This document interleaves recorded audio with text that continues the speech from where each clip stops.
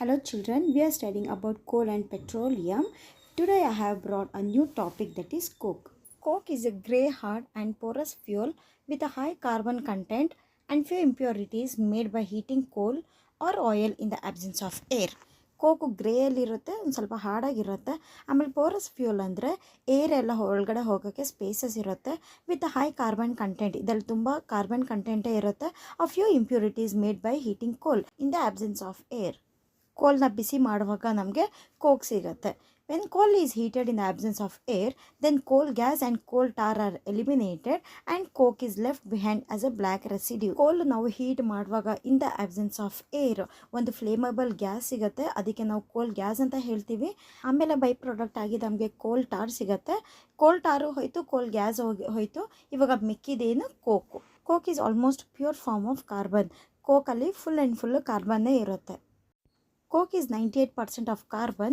Coke is used as a fuel and as a reducing agent in smelting iron ore in the blast furnace. Basically, blast furnace ಅಲ್ಲಿ iron ಓರ್ನ ಮಾಡುವಾಗ ಕೋಕ್ಗೆ fuel ಆಮೇಲೆ reducing agent ಆಗಿ use ಮಾಡ್ತಾರೆ. Smelting ಅಂದರೆ extraction of metals. Coke is a commonly used as fuel in black Smith. Coke black Smith ಅವರು fuel ಆಗಿ use ಮಾಡ್ತಾರೆ. Black Smith ಅಂದರೆ ಕಬ್ಬಣ ಕೆಲಸ ಮಾಡ್ತಾರಲ್ಲ ಅವರು.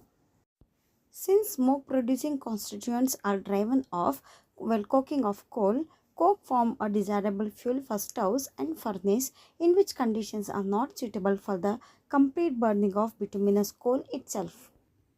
ಅಂದರೆ ಕೋಲಿಂದ ಕೋಕು ಮಾಡುವಾಗ ಸ್ಮೋಕ್ ಪ್ರೊಡ್ಯೂಸಿಂಗ್ ಕಾನ್ಸ್ಟಿಟ್ಯೂಯೆಂಟ್ಸ್ ಅಂದರೆ ಹೊಗೆ ಬರುತ್ತಲ್ಲ, ಆ ಥರ ಕಾನ್ಸ್ಟಿಟ್ಯೂಯೆಂಟ್ಸ್ನ ಆಚೆ ತೆಗೆದುಬಿಡ್ತಾರೆ. ಆವಾಗ ಕೋಕು ಒಂದು ಡಿಸೈರೇಬಲ್ ಫ್ಯೂಲ್ ಆಗಿ ನಮಗೆ ಕೆಲಸ ಮಾಡುತ್ತೆ. ಸ್ಟೌವ್ಸ್ಗಾಗಲಿ ಫರ್ನೇಸ್ಗಾಗಲಿ ಅದು ಹೊಗೆ ಏನೂ ಬರಲ್ಲ, ತುಂಬ ಕ್ಲೀನಾಗಿ ಅದು ಉರಿಯೋಕ್ಕೆ ಸ್ಟಾರ್ಟ್ ಆಗುತ್ತೆ. Coke may be combusted producing little or no smoke, while bituminous coal would produce much smoke. ಅಂದರೆ ಒಂದು ಕಡೆ ನೀವು ಕೋಲ್ನ ಬರ್ನ್ ಮಾಡ್ತಾ ಇದ್ದೀರಾ, ಇನ್ನೊಂದು ಕಡೆ ಕೋಕ್ನ ಬರ್ನ್ ಮಾಡ್ತಾ ಇದ್ದೀರಾ.